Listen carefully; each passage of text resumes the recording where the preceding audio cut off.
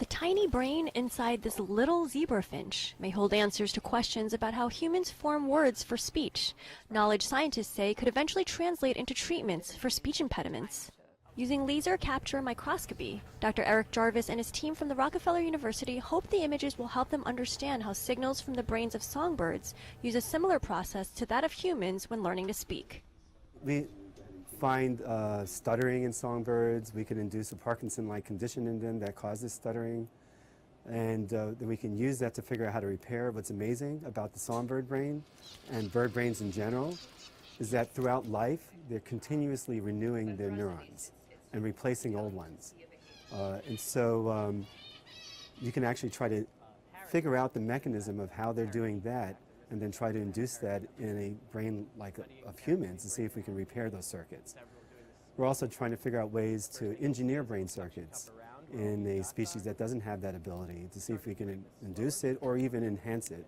And if that works, we can actually try to translate that to humans as well.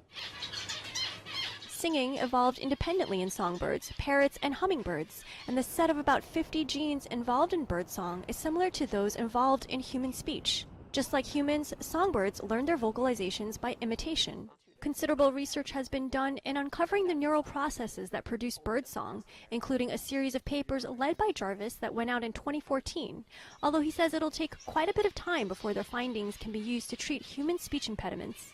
I've had this hypothesis for the last 10 years of how to engineer these brain circuits and predict what kind of genes we would find that are specialized in the brain of humans and songbirds. It took us, let's say, 5 to 7 years to actually identify those genes, and now I think it's going to take us another 5 to 7 years to actually figure out how to manipulate them. Even if it takes 10 years to engineer a brain circuit, at least I can do it in my lifetime. I'm a little worried that I won't be able to, but I'm going to try. Songbirds could provide a window onto the origins of speech disorders, such as autism, strokes, stuttering, and Parkinson's disease.